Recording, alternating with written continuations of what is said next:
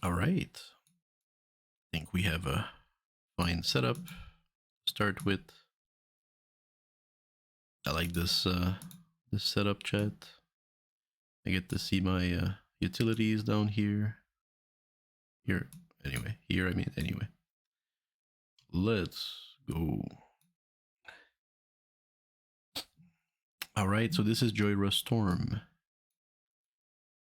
And if you've seen my previous iteration of this video, I've made a lot of changes since, and we're going in a direction that most Jhoira Storm players find unintuitive, but I think we're going in the right direction.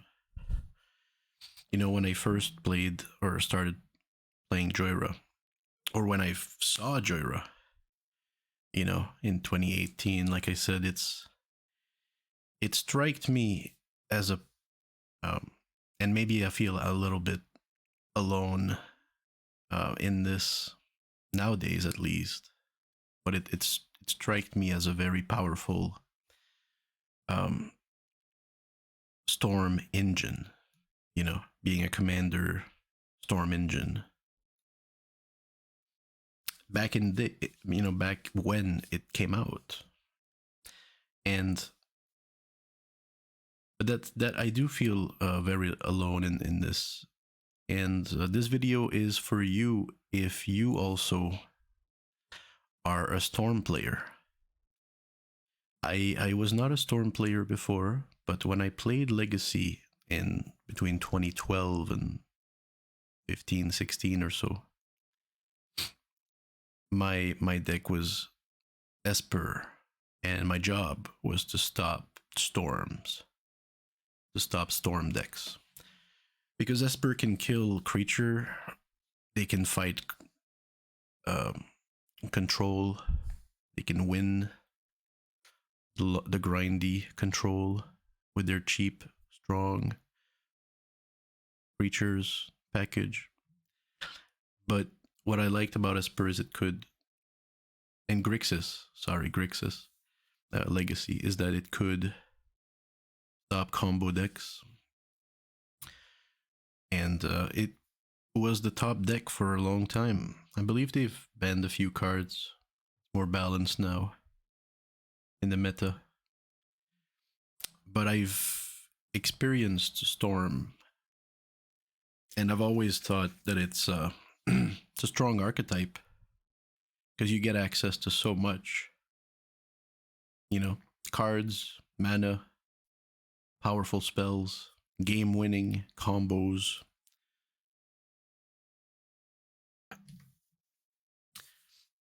And so I've always respected it.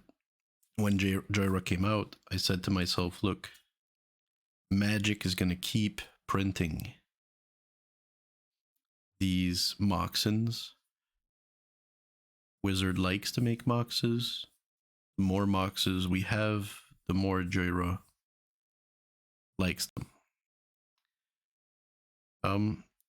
And as you're aware, that led me into an egg type of Jhoira, where you would constantly top deck egg, draw, egg, draw, egg, draw, egg, draw. It was good in the sense that you could storm off turn 2, 3, 4 maybe, and get to your end result. But it was quite boring. And I encourage you to look at the first iteration of my thoughts on Jhoira. But for the past 5 years, this deck has been laid out in front of me, in front of my computer. A lot of times, a lot weeks or months, and I just look at the cards and ditch the ones that feels bad. You know, when you have them in your hand and you don't play them, you're like, why? You know, isn't this card good? Or, you know, why am I not enjoying this card? A good example of that For example, Rise Stick Study, right? So you storm, you fall on Rise Stick Study. Are you happy with that? Personally, when I storm, it's kind of a pain because you're like, okay, this thing costs 3. I have 2 mana. I was hoping to fall on something that could draw me more cards. Now, instead, I have to stop what I'm doing, cast this, pass the turn. There are other better examples. What's this one where you gain life and you deal 50 damage? If you would kindly.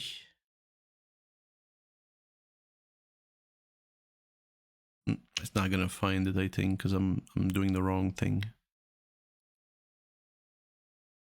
Let's do it again. Up. There's a lot of stuff here. Gain life. Draw. No, gain life. Deal 50. Well, come on already. A little bit of connection issue with Scryfall lately. You know which one I mean, right? The more you cast, the more you gain life. And then you can kill players with your 200 life, right? And a little bit like Tassa's Oracle, these cards, at least in the versions that we play, either the control combo version or my version, these cards are not necessary for the win. You know, they'll get you a win sometimes, and then sometimes they'll just stay in your hands, or you'll discard them. You know? And you'll wonder why. And just to touch on it, I think the reason why this or Tassa's Oracle, or even which card did I try? The let's find it. Draw, exile, play, bottom. No. Draw, exile.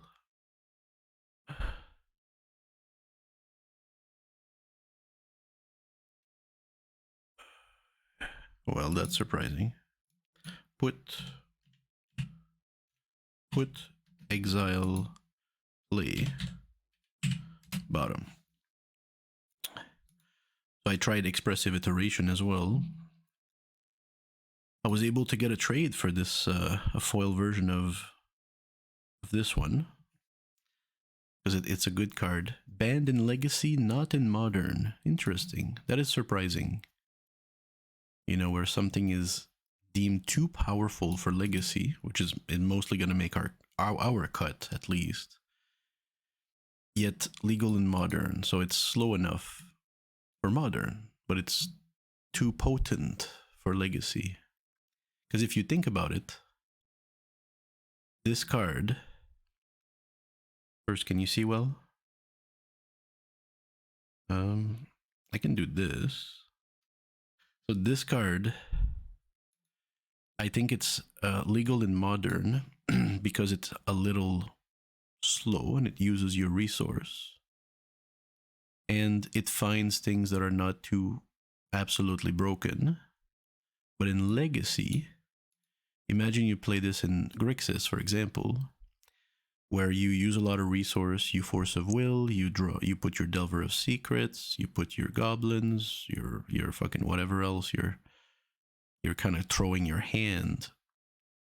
And then your last card is often like a Brainstorm or a Ponder, right? And so you play that last card. With Brainstorm, you get to look at some cards and then continue from there.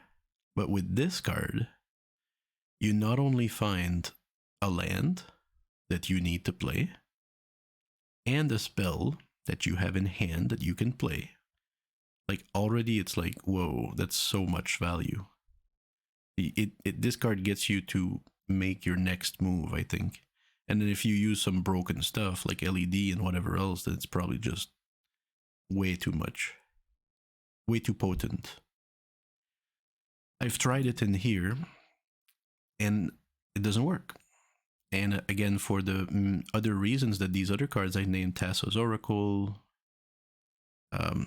this other one that we were looking at, this one, the reason I think is because the deck already does this. And so this card is trying to do what the deck already does efficiently. Because if you think about it, when you play an artifact with Jhoira, you draw a card, which is the first part here, which went into your hand, right? If this was an artifact or historic spell, it would be even better, but it's not. So it kind of negates that part where it could have been just an artifact drawing that card anyway. And then you get to pulse draw is my nuance on impulse draw, if you want. My twist, I call it pulse draw, so you'll hear that. So it gets you to pulse another card, then you put one away. So pulsing is like drawing a card anyway. So what is this doing? This is saying for 2 mana, colored mana, which is the worst, it's gonna draw you 2 cards. But that's exactly what we're doing already with the deck. You know, whether it be those artifacts, they pay 1, draw a card with Jhoira, sack it, draw a card. So they cost 1 to draw you 2 cards. Same with Bobble. Pay 1, draw a card, sack it, draw a card. But they're colorless, so they get to filter that colorless mana that we have in excess of. And that's what the deck already does. And if the Bubble would draw you the card the same turn, then it would be just a better version of these cards. Because it would be 0 draw, sack draw. That would be the best. But I don't like the bubbles because they don't put it into your hand right away. Instead, it's cast in the storm, draw with Jhoira. They're just effectively replacing themselves, which is the concept of an egg. Is that a wasp or is that an ant? Hold up. Oh, I must sit down. Whew.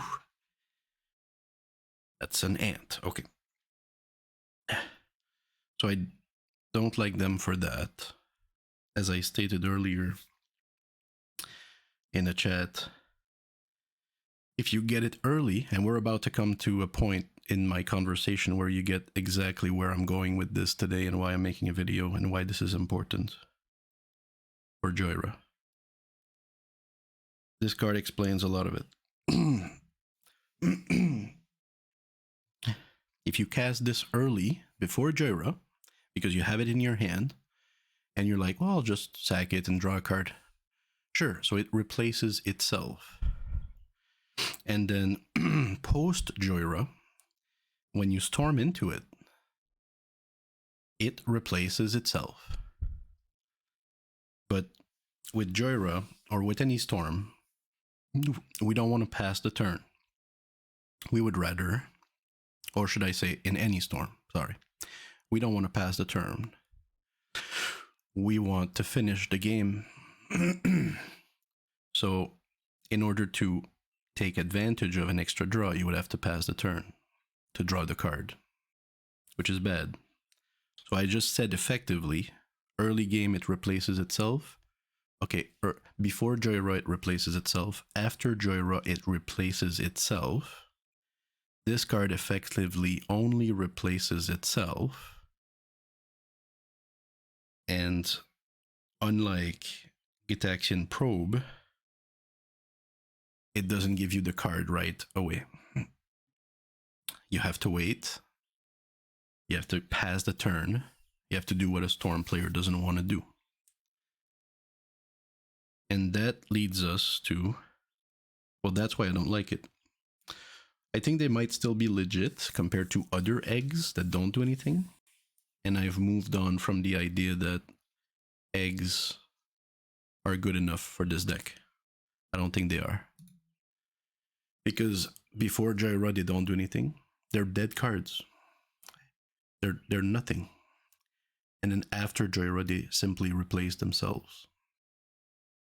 I think we need to go to something a little more potent, where one card would draw you 2 cards, with or without Jhoira. And that leads me to my subject today. A lot of players, I think, it's a lonely world. A lot of players, look at Jhoira and they see a value engine. They see that Jhoira will draw them cards through the course of the game more than a lot of spells. Kind of like a Rhystic Study would, or a Mystic Remora. A controlled combo player can really enjoy Jhoira because they recognize its potency in card drawing. They recognize its strength. Because they know, most good Magic players know, that drawing cards is important. But for a Storm player knows something else. Storm player doesn't want to just draw cards because it's good. They want to draw cards because they know what their cards are going to give them. A Storm player knows what's coming is gas. What's coming is gas. Right? And that's why the Storm player wants to draw more cards. They know that they will keep finding gas. So they don't, so it's a little, there's a touch to it, right? They don't just draw cards that are good, value cards. They want to draw gas. Because there's nothing better feeling than drawing gas, into win cons, into you can cast them, into you win the game. And that's a Storm.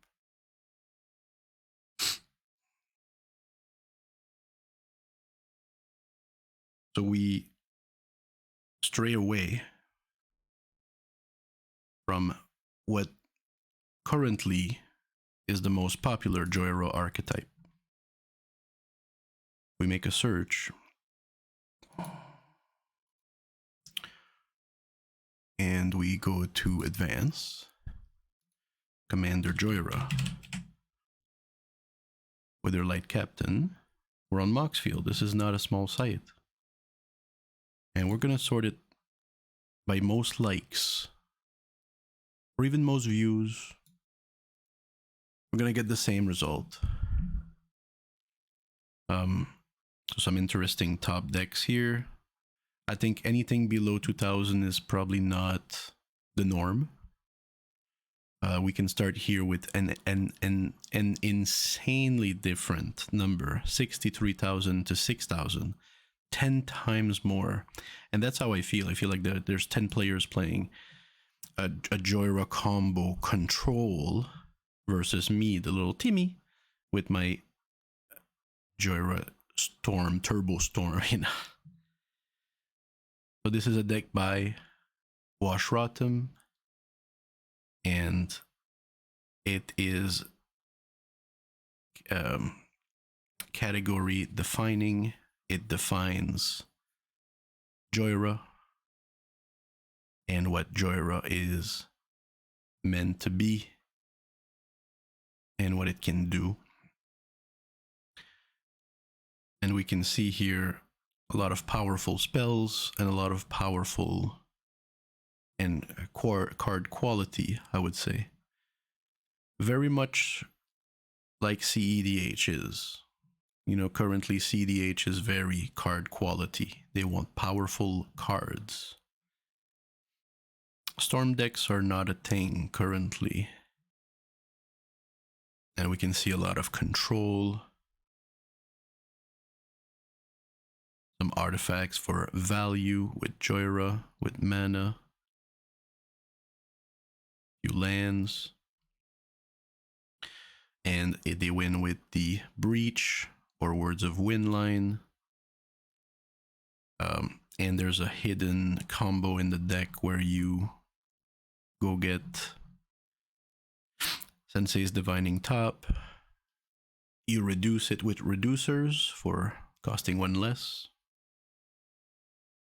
And you play Reality something.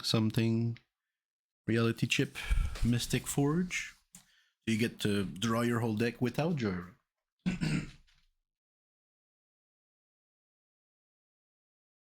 I would say that's their primary combo, because once you do that, you really have access to everything. Your combo, your counters, your answers. I think that's a good archetype. Then you fall on to your Words of Wind or your Breach. You like to draw a lot of cards, take your time, have always 1 mana up for counters.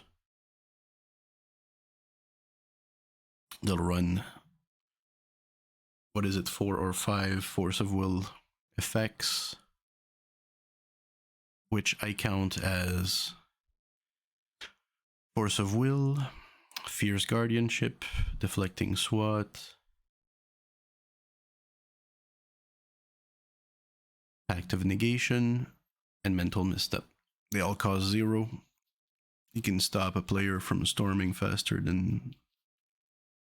well, from storming, I should say. Especially ad nauseum, I think. And then turn 2 or whatever, you have a mana up for more shenanigans with 1 casting cost. With some bounce, Cyclonic Rift, Machine Over Matter, Repeal, Chain of Vapors. Bounce are really good for Jhoira because the stacks pieces are the worst. So bouncing is great. Plus they play, and we do play too as well, the Dockside. You bounce your own Dockside, make more treasures, you can ramp like that. Just little values everywhere until you get to 7 or 8 or 9 mana, depending on which line you want to go. If you want to go to a Displacer Kitten line, Burgi, or a Flip Burgi into Ornn, or a Reality Chip organized, or simply you're lucky you may have LED,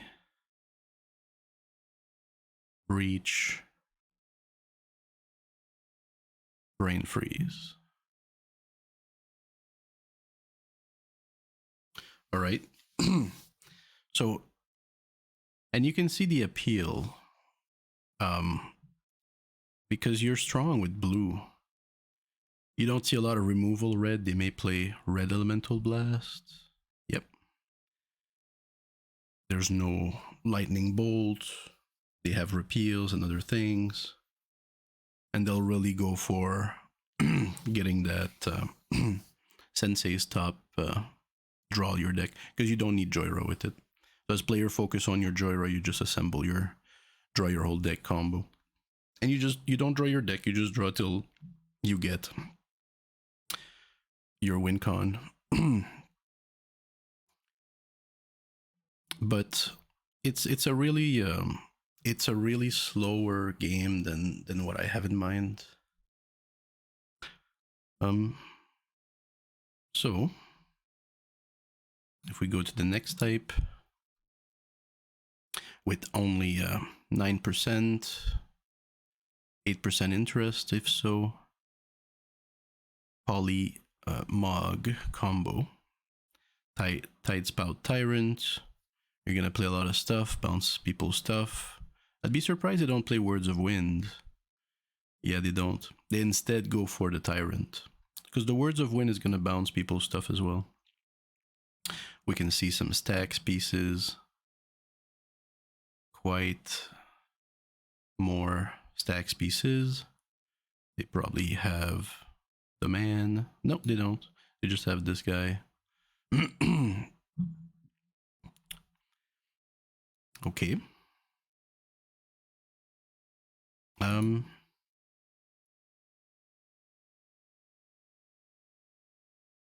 So they are willing to take their time, to get to and always have a counter in hand, protecting the combos as they assemble it. Um, Especially the first archetype is not looking to create a board state where you can't play as much as they have what it needs to win, with counters in hand. So it is quite powerful.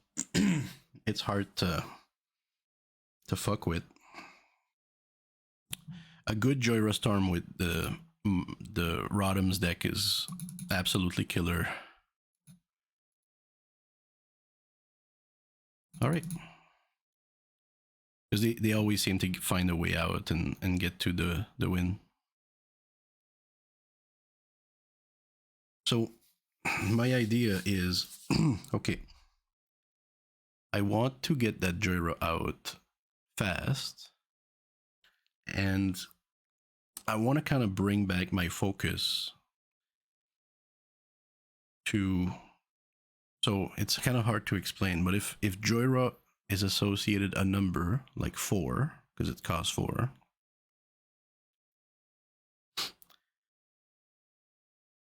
if the control combo player is more interested into how they manage, I would say 4, 5, 6, 7, until they have like 7 mana, they can go off with that because they can tutor, get their win cons, assemble it, protect it. And if that's what I don't like, how do I bring that focus back to the more early part or mid part of that, right? So to the 1, 2, 3, into the 4, 5, 6, 7, I think is going to follow anyways. Especially for a storm deck with gas. So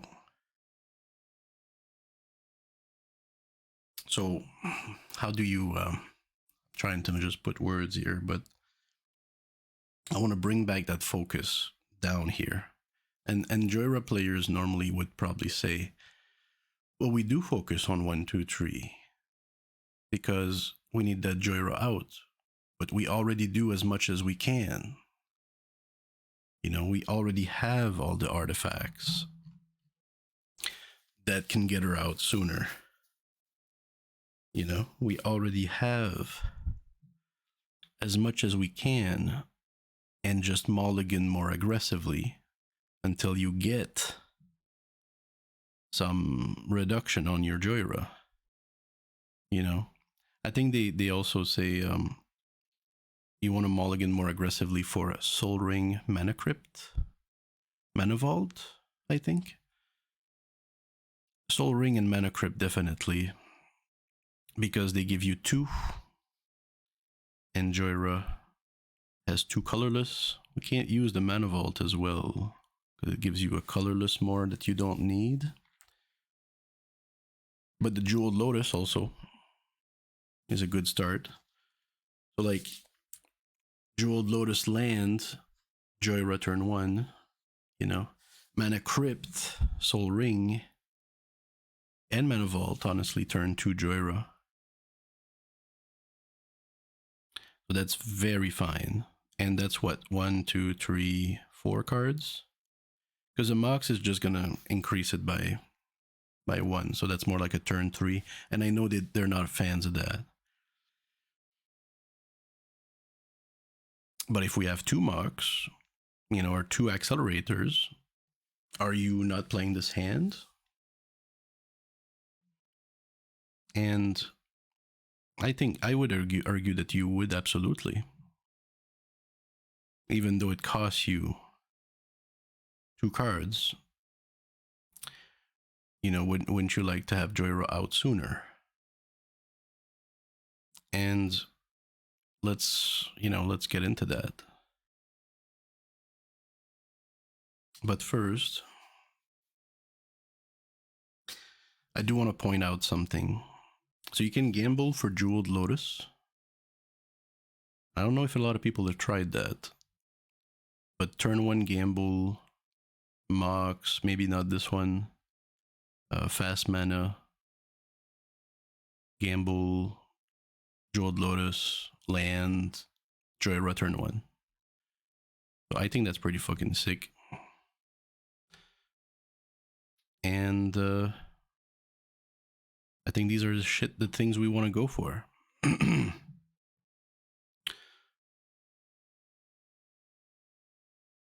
So, come back here. If I want to focus on 1, 2, 3, because I do think that it's lacking, and but no, not exactly, because I do want to bring back the attention from the 4, 5, 6, wherever we are, you know, allowing us to cast Jhoira later, because we want to control the game, because we want to not get screwed over. Instead, if we just bring that back, then what happens? We cut on mana cost for sure, because we're really trying to bring those numbers down and focus on small spells. We want to play smaller spells that allow us to cast Jhoira sooner. Okay. There are some that exist that we don't play historically. And we want to stop the fact that when we storm, we fall onto cards like this, which is a good card. But what are you supposed to do? You know? Let's see if I can find more. You're supposed to cast it because that's all you can do, and then say go. We would like to stop that from happening. Paradoxical outcome, same thing. Sometimes you storm into it, you don't have 4, you have to say go, and it's kind of blows. I think with a deck with more mocks, like a vintage, absolutely incredible. But here, the density isn't high enough. And then what does it do with, you know, this does what Jhoira does. This does in vintage what Jhoira does for us already, right? So vintage doesn't have that way to draw cards where this gives it to them. Because they don't play Jhoira, they play this. I have a reason for not letting all of these cards back in. You know, same with Ledger Shredder, great card. These are good cards, don't get me wrong. But if you storm into this, what are you supposed to do? You simply have to play it and pass. And then you're like, well, I have 3 players. If they connive, if they play 2, you know, some spells, let's say 2 of them plays 2 spells, right? You get to connive twice. You get to draw this card, draw this card. And it paid for itself at least, because you did it at least once. And then you did it again. But where did it really lead you to? Especially if you're trying to go fast and you're focused on that. This is great for a longer game. It's a great card in the main Jhoira pool because they want to go to turn 4 or 5. You know, they want to cast this turn 1 and then capitalize on that for 3 turns in a row. Okay, I get it. But if I do this turn 1 or turn 2, I'm certainly not storming. Right? So this for me feels more control. You're trying to draw 3 cards while your opponents draw 1 each. You're also fueling your graveyard with the connive for breach. And you're really setting up something. You're putting the pieces together. But in a storm, it stops. I also don't like Pact of Negation, because if you need to do something early, you probably don't have the 5 to pay next turn, so you end up not being able to cast it. Right, unless you, of course, threw down a Mana Vault, you know, then okay, sure, you'll be able to pay it. But then what? You're down a counter. Maybe you had to use it because your priority was at you, right? You're not gonna pass priority if it's your turn. We don't do bad plays. We don't priority bully. Neither. And then you're left with a tapped Mana Vault, which is not too bad, but it's still a tapped Mana Vault. And one less card in your hand. And all of this could have been fuel instead, so that you wouldn't be in this situation in the first place. Yeah, they're all fine cards, but some of them just stop the storm. So we stop ourselves from drawing cards that don't storm. One thing. We cut down on costs so that we don't feel bad because we can't cast something that costs 4 that is bomb, but we can't cast it. And we focus on what else is out there to cast Jhoira faster. Because there are things that are out there. And this is so counterintuitive, you know, for a lot of players. At Jhoira, especially players, not Storm players. Storm players know what's up. They know that this is good for Storm, right? Expressive Iteration, so is it?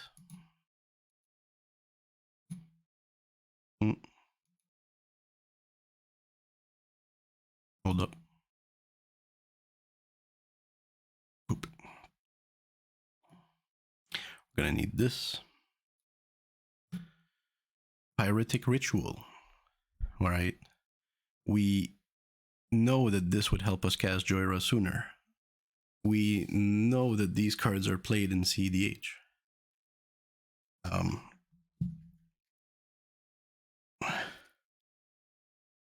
This is played in cEDH. This is played everywhere, actually, where they, you know, want to play something fast. So why are we not playing it? You know, and some people will say, well, because we are Jhoira.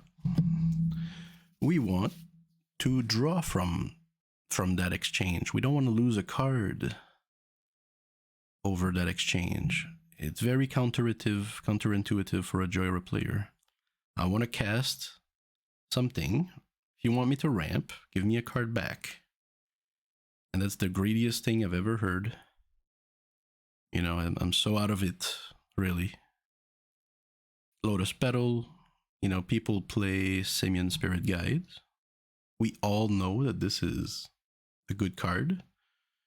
And so I thought to myself, why am I fighting progress?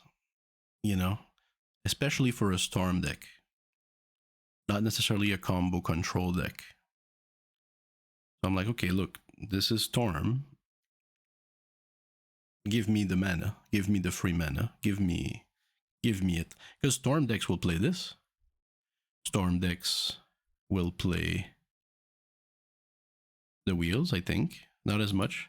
Storm decks will play rituals. Storm decks will play City of Traders. Storm decks will play Ancient Tomb. Right? Storm decks will get fast mana.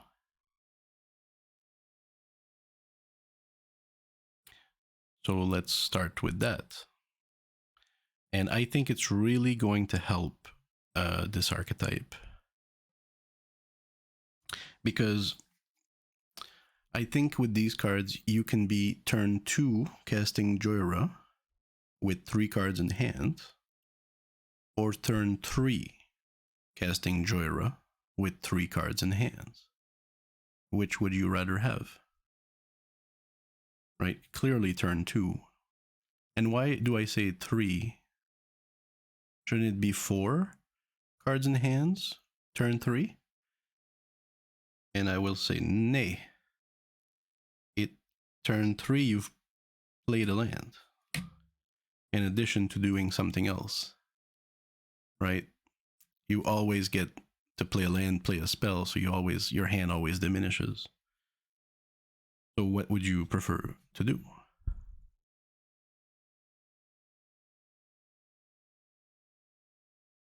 I think the answer has always been very clear. The Jhoira players, caster sooner. All right, well, that's good. Another thing that we also would like to do turn 1, 2, 3 is do what people normally do 1, 2, 3, and when they're setting up, especially a storm. And what is that, if I may ask? It's preparing your hand, right? Faithless Looting. You're telling me it's not played in a storm deck? Of course not. Careful Study? Of course. Right? These cards are played in storm decks.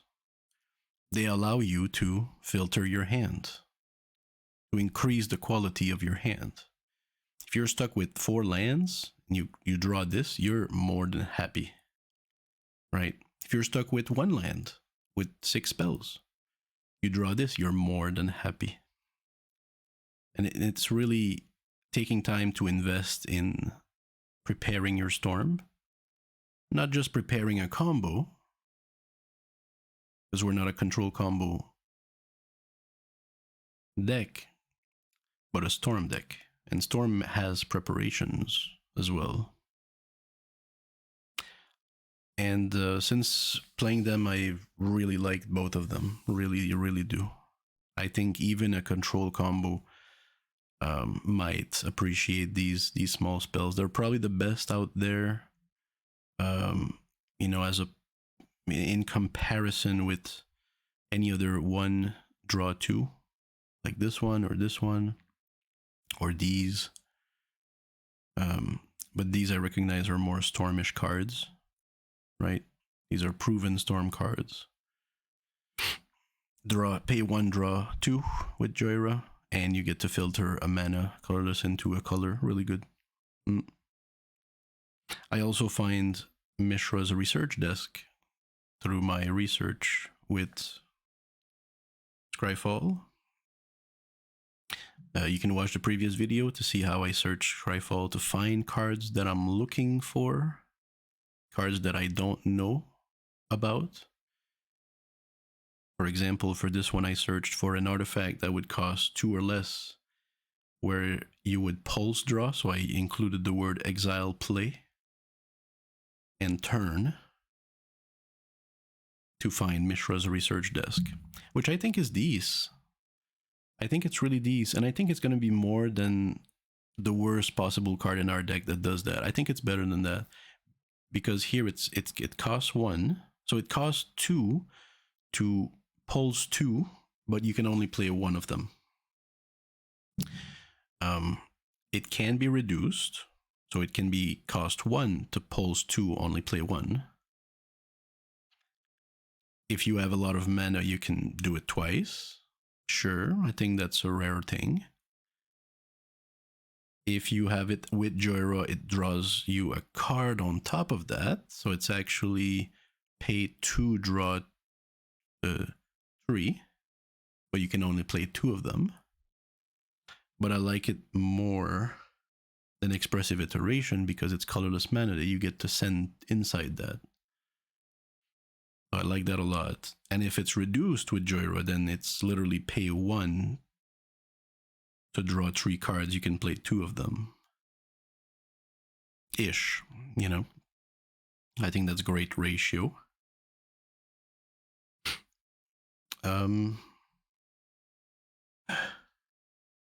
So let's move on to the current version of the deck. So the current version, bring your attention here.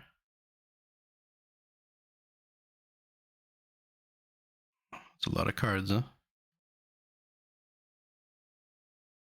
So current version includes a lot of this very early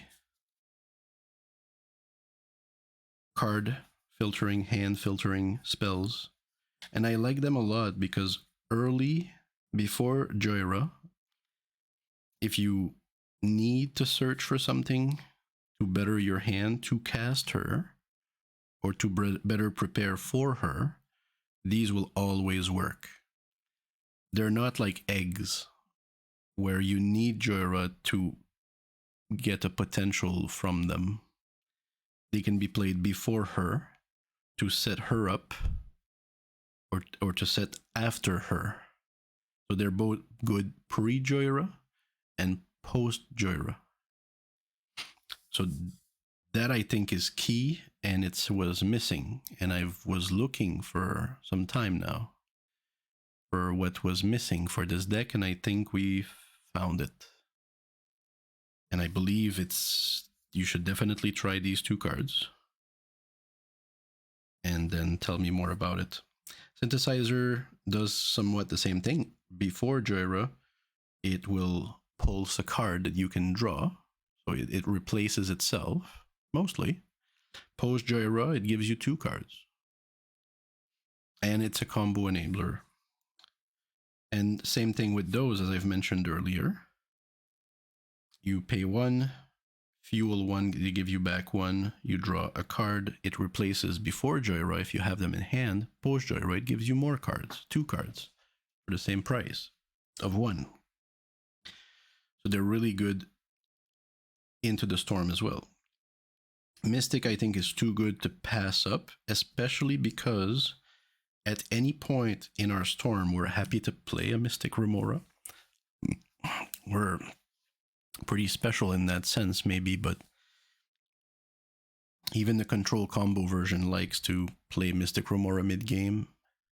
As we do things, we get countered, we get to draw cards for that, and we can keep continuing our storm even if we stop, as we keep refueling our hand, so it's good. And that's why the case is true for Price Stick Study. But I like it at one. Because it's absolutely a non-bow with Jhoira. It doesn't draw anything. I like March of Reckless Joy because it costs one. You get to let go of a card, a red card, and you pulse two, you play two of them. And note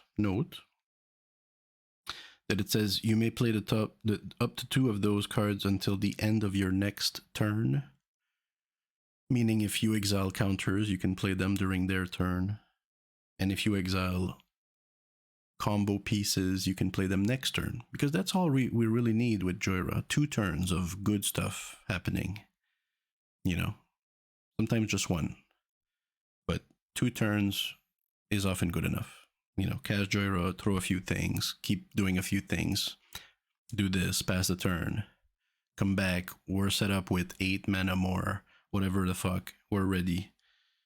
You know, and we can get to play those cards. They're still exiled, we can still play them. Same with Mishra's research desk. It says until the end of your next turn, you may play that card. Before the other ones, Frantic Search I really like, especially with lands that give you 2. If we would have a bounce land, I wouldn't feel bad about it. Ancient Tomb, the City of Traders, which is good if you're fast. It's not as good if you're slower or controlling. Crystal Vein, I think, you know, I want to try that. I want to try a lot of the ones that give 2.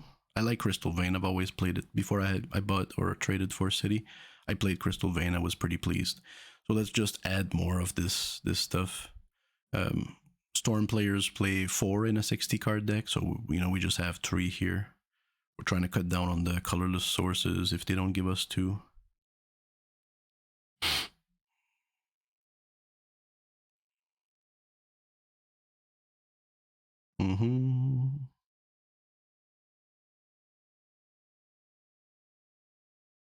Just trying to find the right one. Frantic search. So I really like it. It's really free, so it's even better than these. These have a lower threshold because you can play them turn one as opposed to this. But they do feel great when you're ready on that turn to do your things. Frantic search comes in first, and it just really sculpts the hand. And just because we'll do the same ish as those, but it also gives mana. So that's a great storm card. We would probably play more. And I will note here that we pulse with this, we pulse draw with this, but we get the mana for it, and players can do both. So that's great. But I want to point that we pulse, and so pulse is good. Pulse is important because, you know, we play this really low cost fucking, you know, deck where whatever you pulse, you're just happy to play. You know, if you're looking for a card, so it's really kick-ass. The lower the stronger the cards, the lower the curve, the better the pulse. And so I really like Rob the Archive as well. I think it might be stronger than we observe. So Rob the Archive, because nobody knows what this is, right? One red, colorless sorcery, casualty 1, meaning if you sacrifice a creature with power 1 or less, or more, sorry, you get to copy the spell. So that's even better because then you have 2 copies on stag, this and the copy. You exile the top 2 cards of your library. You may play those cards this turn. Rob the Archive.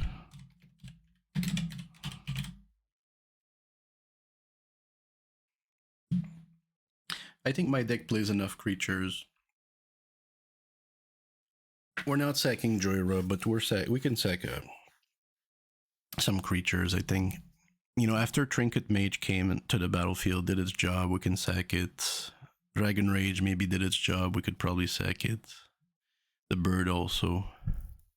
Construct, we probably don't want to sack. Dockside, we may want to sack. Ragavan, after a while, you want to sack. If I play Hope of Gerper, might just want to sack instead.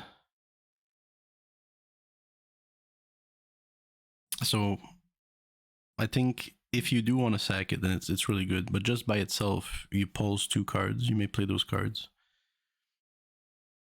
So again, imagine before Jhoira, we play this, we pulse 2, because we're trying to get somewhere, because we're having a hard time playing Jhoira.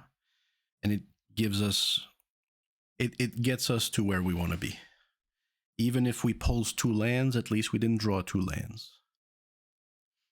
And if we pulse a Mox or something, well, that's even better. And so we can get to play our cards. And then post Jhoira, with something like this, it will often pay for itself because you're gonna, I don't know, it could be a Mox, for example. It'll give you 1 card, it'll give you a mana. You get to draw another card, keep going-ish. So I think that's fine. And I think that might be more what we're looking for in a storm. A little less tutors, a little more gas. So that's why I really like those. I really like some of the card draw. Again, Trail of Possibility before Jhoira. Discard one of those useless cards. Could be anything. A land too many, a spell too many, and then draw your 2 cards. Are you looking for lands? Are you looking for spells? Or for gas or anything? So we're gonna try it.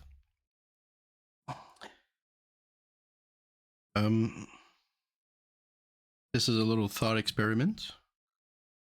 I like to put my deck down in different ways every time.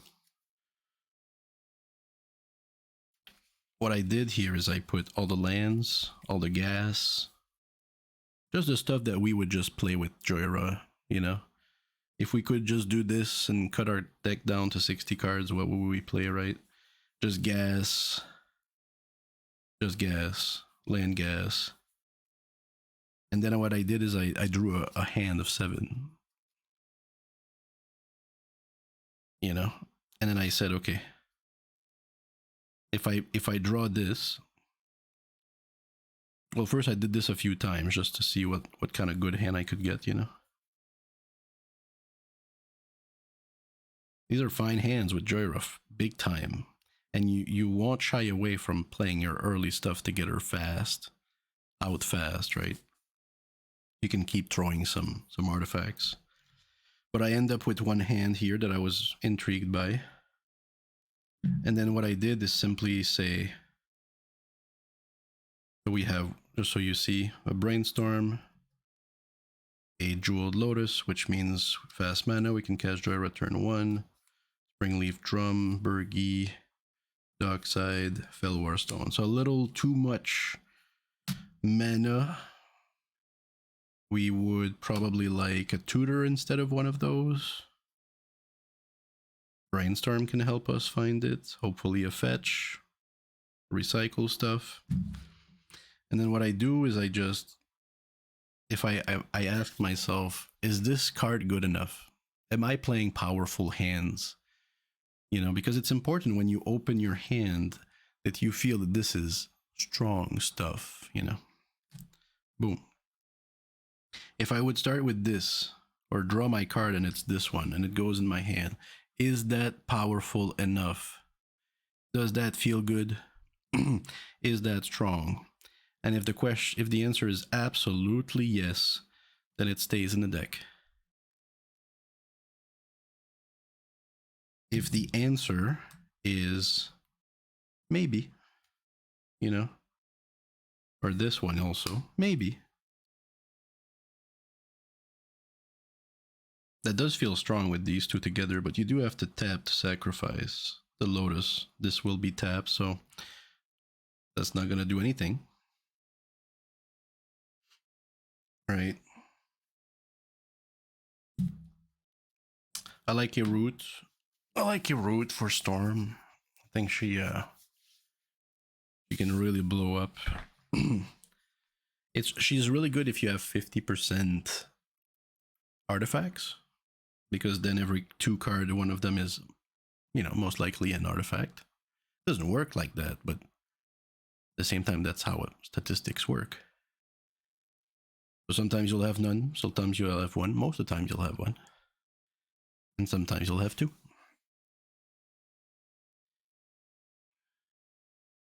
But I don't know if we're there though, and I don't know if I want to invest 3 to prepare this before we have the artifacts. Anyway, not playing a root. Also not, I'm gonna go against Muddle the Mixture, personally. I mean, yes, it feels good, but then you know what it is with Muddle. You pay 3, you get this, you still have to play this, you're at 5, then you still have to play something else, you're at 7, you know, it's like, ugh.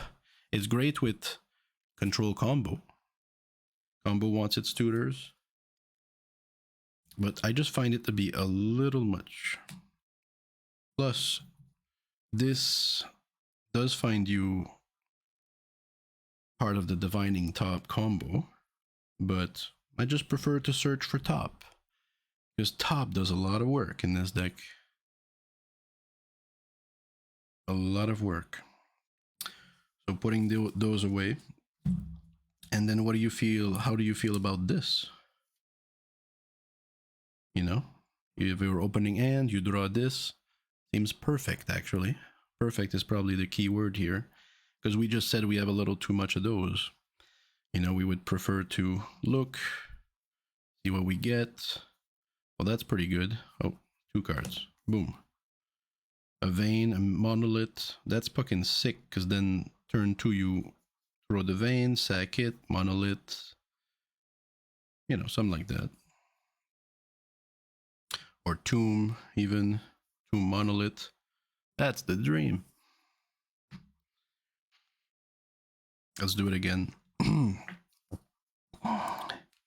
Gamble, Otawara, some land. Yeah, that's fine. Maybe we just keep 2 lands because we don't have much. We would also like to cast Bergie fast. So maybe we gamble or crypt, you know? I don't know. But just overall, it's always card quality.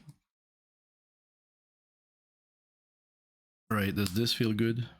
That feels good too. Just because Will stays. Does this feel good? Well, that's feels a little late, but you know, we will be able to cast it early if we wouldn't have as much mana. So it kind of gets us out of trouble. We can cast Dockside earlier, and then this over that, which makes us exile 4 cards. Well, these are lands. You know, let's try again. 1, 2, 3, 4. So we would do that hopefully before we play the land. So you can play a land. Probably not this one, maybe this one. And then you can write a flame. Maybe not with this one, maybe this one. Then you can play this guy. It was a lot of things, but you did end up playing the card rather than having no mana. And no, at least now you have 1 more mana. And you get to play this. So now you have 2 more mana. Let's say you were at 2 lands, now you're suddenly at 4 mana source. All right. So, yeah. I like it. And is this good? Yep. That is fucking awesome. That is awesome, except when you storm into it, it's still all right. And then you can ask the tough question, is this good? Yeah, that's good. Yeah, that's good. When you start with it. When you storm into it, it's not as good. Especially if your next turn is the turn you intend to end the game. Because then it replaces itself and some more, and it will fight into a counter war, but you're not looking to fight a counter war as much as you're looking to be faster than they can get resources. Which is not an immature way of thinking about it, because an immature way might be, I'll just win faster. You know, if you want to win in Commander, just win before the others. But that's not it. The mature way of seeing it is that Storm is an actual archetype that you want to enable and dedicate to. And some ways to do that is by cutting the cards that stop your Storm. Okay, so that's really what's been going on lately with the deck. And I don't feel anymore like it's missing something, you know? When I'm playing more control combo, I feel like I could be faster. It's missing something. And now I don't feel that way anymore.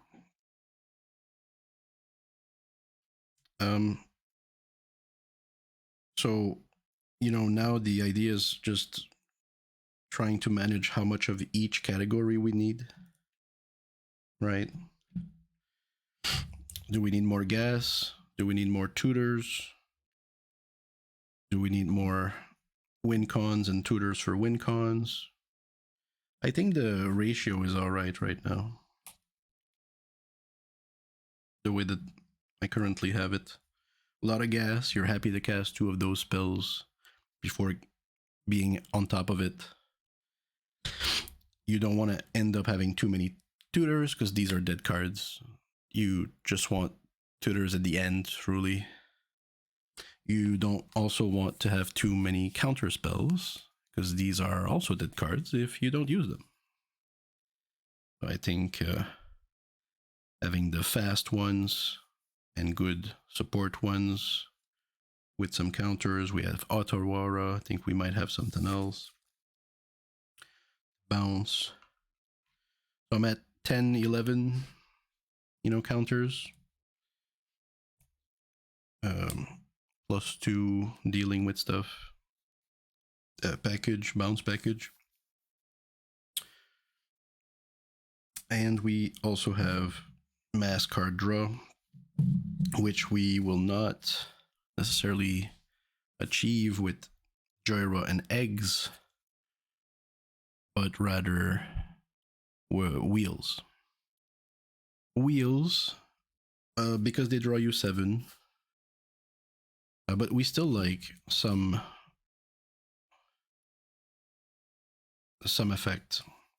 So displacement wave I still like, especially because it can bounce Mystic Remora, for example, saving you mana on it. And you get to choose, what you want to bounce and what you don't want to bounce. If you don't want to bounce these, for example, you may choose to bounce this back to your hand, for example. You don't have to bounce this back to your hand. So I really like Displacement Wave. We're gonna play this thing, Filter Out, when it comes out, because it will leave the creatures. So let's take a look at the creatures, right? Whereas this might bounce them back, here we would not bounce any of this. And then the question is it a good thing? Do we want to bounce them and play them again? Or would we rather like them to stay because they further our plan?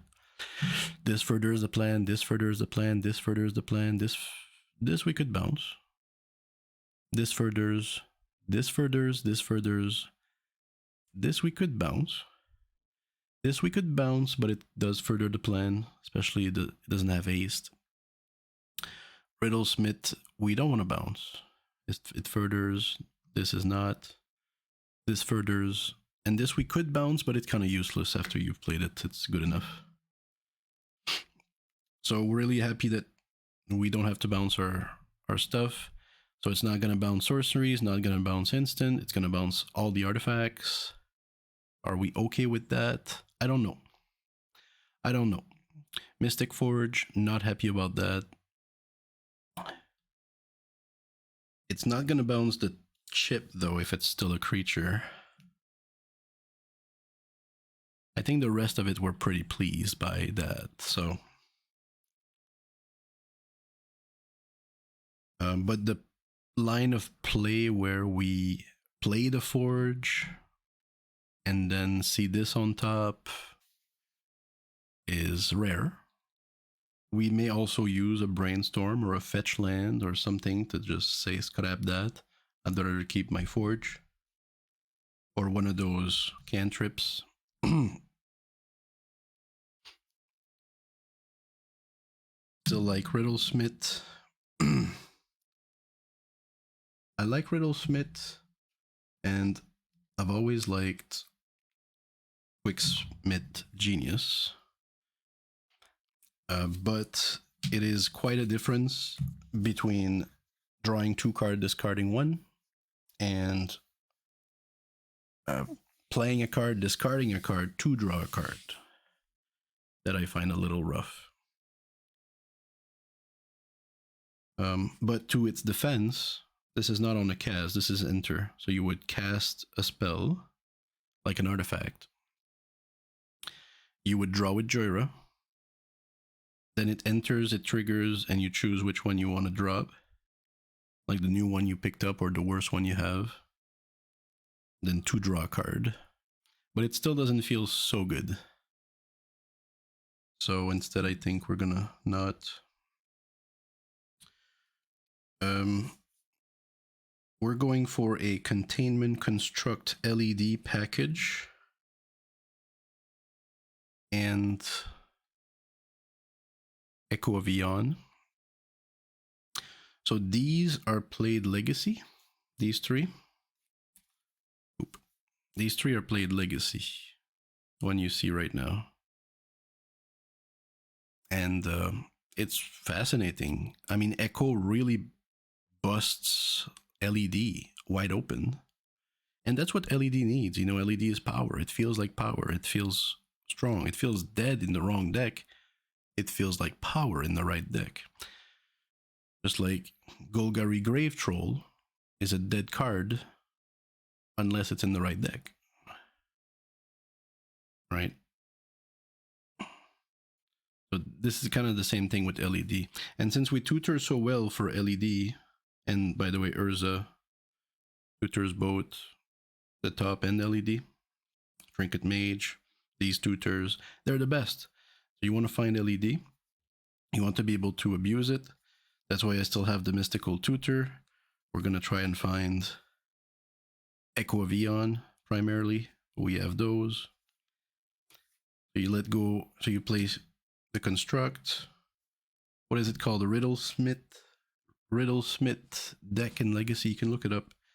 They play Riddlesmith, Containment, LED with Echo of Eon. Right? So the idea is, look, you can let go of your hand. You don't really with the construct. Construct says when you discard, you can instead make it a pulse draw. So you put it aside, you can play it again, allowing you to make a lot of mana and still play the cards. The cards are exiled, but now you have the mana, you can play them. So this breaks LED, right? Because if you have this in your hand, right, and you normally can't do it. You know, this won't allow you. If this is in play, you can't sack this to play this. Because when you sack it, your hand is gone. Then you don't have anything to play. But within Containment Construct, you sack your hand, but instead of discarding your hand, you can exile it. You have 3 red mana. You play it. You wheel. So that seems pretty good to me. I think we want to abuse that more. I also like the fact that we were talking about getting into the 1, 2, 3 side of Jhoira, make more mana. So with these things, maybe we can certainly draw more. But I think I want to more actively go for this line of play. Maybe it's going to be kind of a bad investment. You know, a little bit like these feel. For example, Talaria West can go get LED, right? But you have to pay 3. So do you really want to pay 3 now to get LED just to prepare? Is that really what I want? I don't know. But I think a more control combo deck that looks into this line definitely is more interested in Talaria West. They might also be interested in the Mycosynth Garden, which is also played with LED. Because you can tap, copy LED, and then LED says sacrifice, discard your hand. So you don't need to tap it. So you can literally sack, discard, sack, discard. You have 6 mana. Echo of Eon in your graveyard. Boom, keep going. I think that was literally turn 1, right? Boom, boom, Echo, let go, 6 mana, turn 1. Okay, you get it. So it's super cool. Jhoira, turn 1 with 6. Then you play something else. Just seems insane. But I don't know if it makes the cut because it's colorless, and well, we'll see. I don't know if this makes the cut either, because then it's, you do it later. Okay. And I think that's where we're at. Here, because we storm more, we could try to remove some of the win con cards, maybe some of the tutors. We'll see. We'll see. I don't know if we really want more gas compared to just maybe the cards, especially a tutor that gets top. It's so much cards, so much mana. You know, but definitely possibly here. I would probably consider removing Words of Wind before the rest of the package here. But I like to have 2 wind con types. And I still play Grinding Station because Modern does. And what they do is they play the 2. They get the Mox out.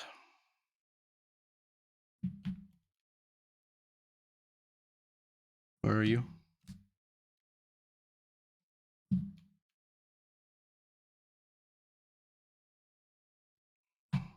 Mox Amber.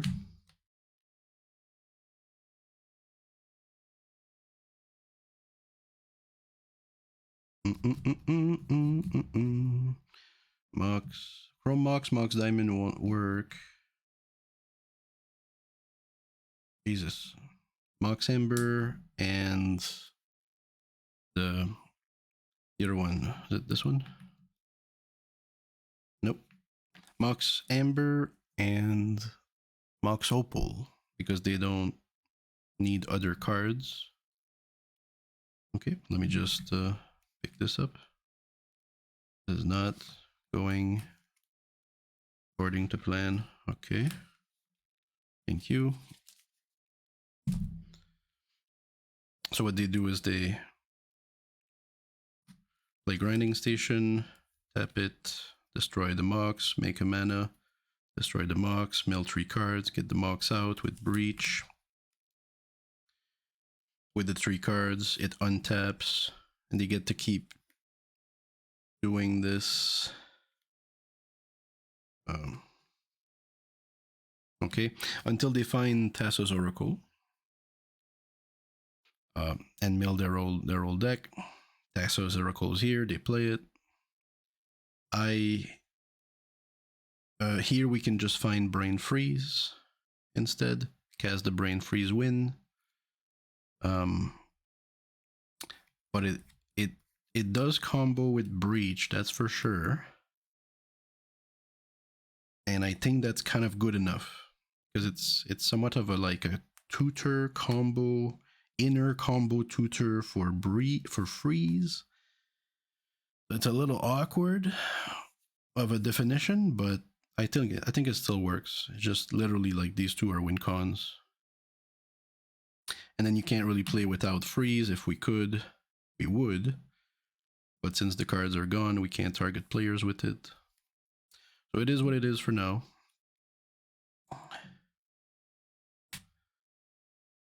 Okay. And I think Words of Wind is a good alternative as well. Or just a good secondary win. So that's where we're at. All right, lots of gas. We're going to increase our land count a bit because I'm mad at Mox Diamond for not performing for me with my low land count. Since we're able to throw in some lands with these spells. Okay. I hope that is a little more of interest. Let's just look at some hands. All right, playtest. Can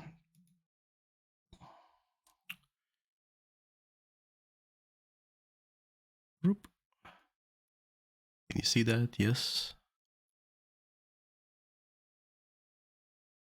Okay, so we have 2. We have a gamble. That's pretty good. Attacks in probe reshape machine. So let's do something funky. You're gonna like this, Chad. Look at this. You're gonna learn something today. No, never mind. It's not gonna work. But we can do mana confluence, gamble, search. I don't know if people go like actively. Does anybody else but me actively go for Jeweled Lotus? Jeweled Battlefield. I like this version, by the way, of it. I think it's solid. Put this here. 1, 2, 3, 4, 5, 6. Is that fair, chat? Rolling a dice. Well, fuck me. Happens 17% of the time. Close. Boom. We could have done LED. Would that have been a good idea? I don't know.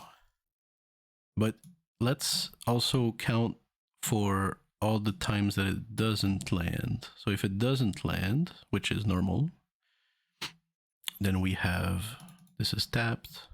We forgot to draw, by the way. Oh, the little birdie. Little birdie could have been played early. So we do this. Cast Jhoira.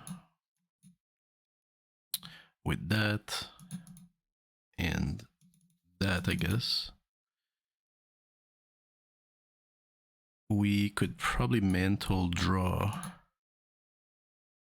Attach. We could probe. We haven't probed, by the way. I waited for the gamble. And if we can't play Jhoira, we have this, that, reshape. Reshape? No. I think the bird, the land next turn, attach this to the bird, cast Jhoira. See how we're getting unfucked so quickly?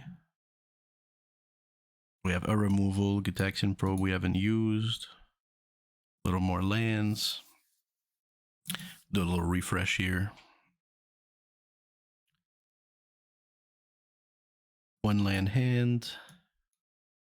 Gamble though. Forest but no blue. March is interesting. Letting go of some red. That's intriguing. Let's try that. I don't think it's a good idea. Let's try it. Gamble.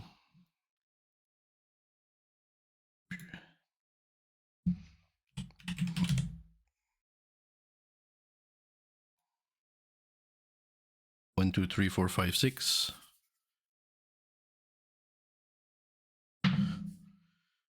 That's a 4. Well, fuck me, huh? Close, shuffle. Thank you. Put this. Next.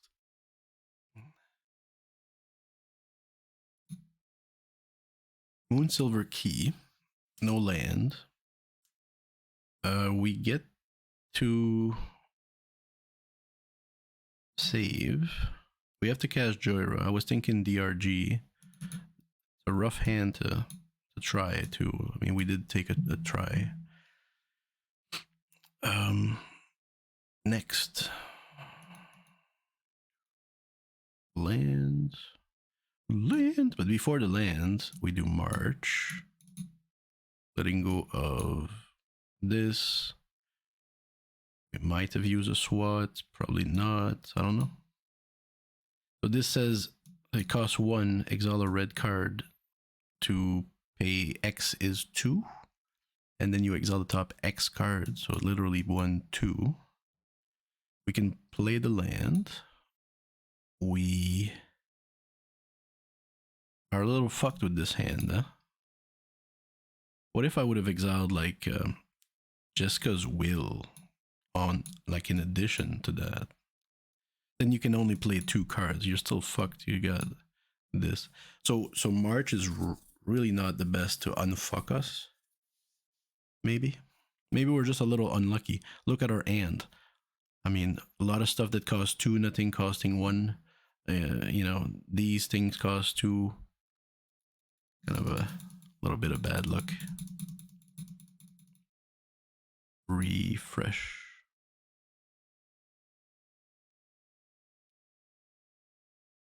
You can see that there's some powerful stuff here. 2 blue lands.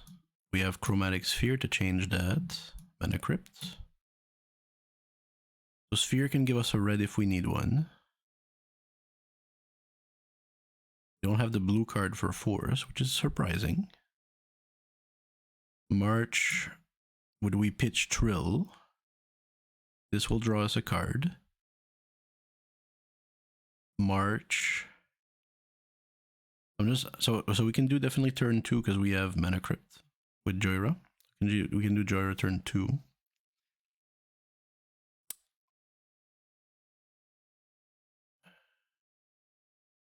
One, two. Forgot to draw, by the way. I think we're fine. I still like the artifact land here in case we get Mox Opal. Again, these Moxens are just suffering. Not enough land, not enough artifacts. So I don't want that. That's kind of a normal line. Do we simply crack this now? Boom, boom. Give me red. Draw me a card. Okay. I would rather do Trill here because I don't need these lands. So I have a red. Yeah, just because of these lands. If it wasn't because if we would have been not so unlucky with these 2 land drawns, we would have marched. Right, leaving this untapped for something else. You know, more acceleration. A little, no artifacts, just spells and lands. Really bad. We need Trill here. I think we need to clear this up a bit. But we're happy to do so because then we would have Jhoira into 2 lands, you know? So let's Trill here. Keeping this, let's Trill. Let go of Vista probably. We're gonna keep Scalding Tarn because it's a fetch. Otawara would probably be nice. I'm gonna let it go. Probably not the best play. Draw 2. Did I say draw 1 or draw 2? So discard 1. Okay, discard 1. My bad. Draw 2. We drew Mishra's Research Desk and Deflecting SWAT. Okay. But we're out of mana, I think. So we say go. Draw. Untap.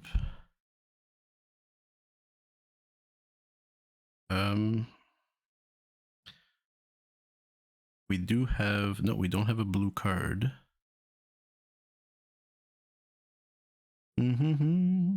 What if we throw the Mishra's Research Desk? Because we can play Jhoira now, but we can't back her up, you know? Well, no, we do have Deflecting SWAT. We're good. Jhoira. Next. Right. All right. Well, that's fucking insane. Like, we went from like no artifacts to 3, right? Really bad luck to like really luck. So let's see what this can do for us. So before we throw Otawara, we could... So we would like to march, but we don't have enough red cards that don't do nothing. This isn't red. We're going to play drum. Draw a card. We're going to play Smith. We're going to tap Smith for bubble. Draw a card. Sack it. Draw a card. Okay. We could put a land. We haven't put a land down. We could put a land. Reckless into LED. into something else, but I don't think we have an LED line lined up right now. Could let go of the Reckless for... We could let go of the Reckless for March, but since we're increasing our hand right now, we might rather just Reckless into either LED or top. It's always one of the two. LED or top. Let's keep digging, I think. We're gonna not consider a brainstorm coming. View all. Volcanic is fine. Tap. Throw this. Draw a card.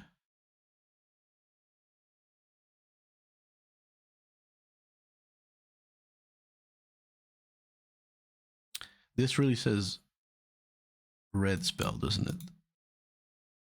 Yeah, red cards. So I would have to play a land here. Tap, sack, exile 2. We can play 2. And I'm thinking this would have been a better play earlier than what I did. Oh, I'm forgetting to Riddle Smith, man. Fuck, let's throw this in the bin. Oh man, I could have had probably a better... Quite a few lands though, out of... You know, 1, 2, 3... 3, 4, 5, 6, 7, 8, 9. 9 lands out of...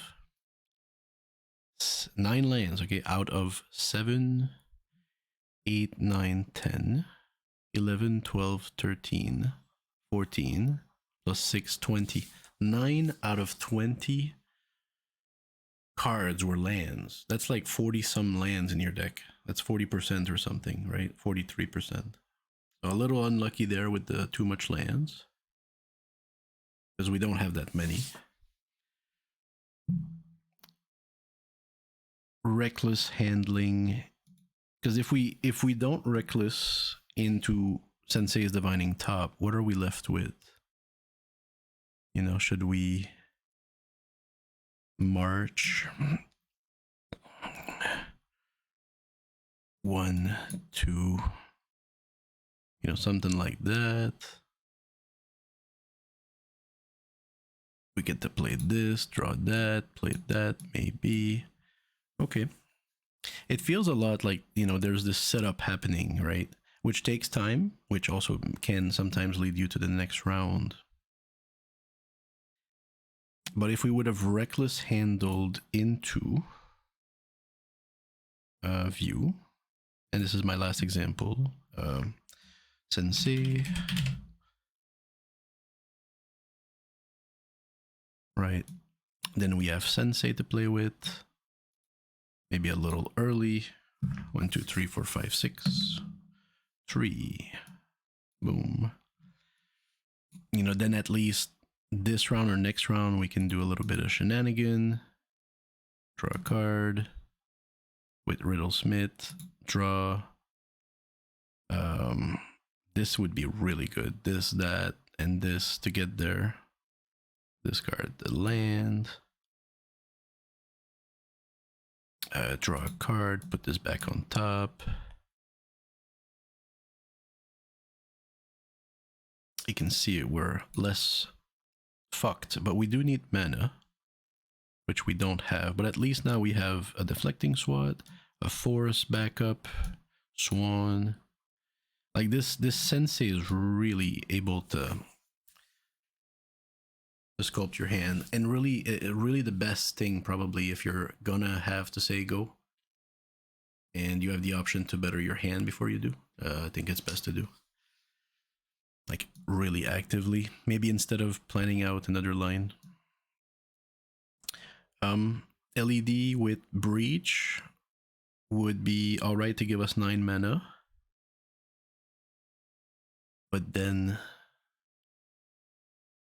where are we? You know, don't have the tutor.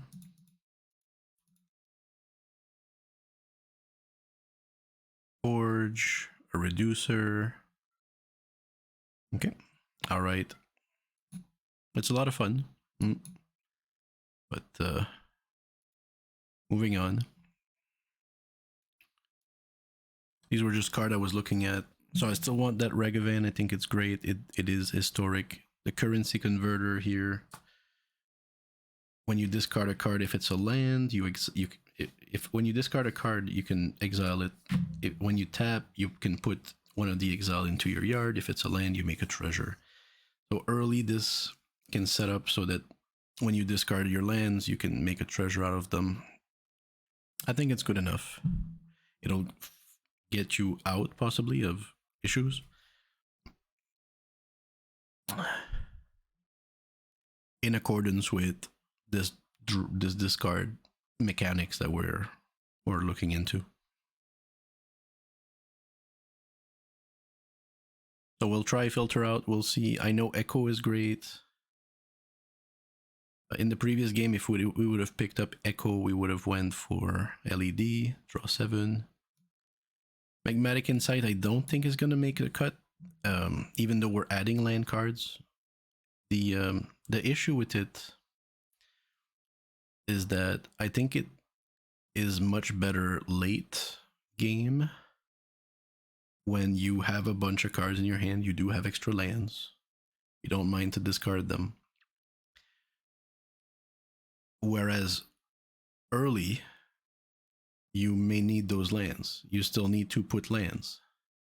You don't necessarily want to discard them, or you don't have them to discard. So it's a hard limit. May not be able to use it. Kind of it's a dead card. It really feels like a common. You know, fucking nothing. And if you're late game and you have a bunch of cards, you pick this up, it feels kind of awkward where you're like, okay, well, I have this storm doing things that I'm doing, but I also have this Magmatic Insight. If you don't mind, I'll just pay 1, discard a land, and draw 2 cards. Which is, it's fine, but I don't feel like it fills the role of the early, get me out of trouble, get me into a better place. So this is gonna go. Mikosint is gonna go for now because the colors, I need colors. And I don't know if I want too many rituals effect.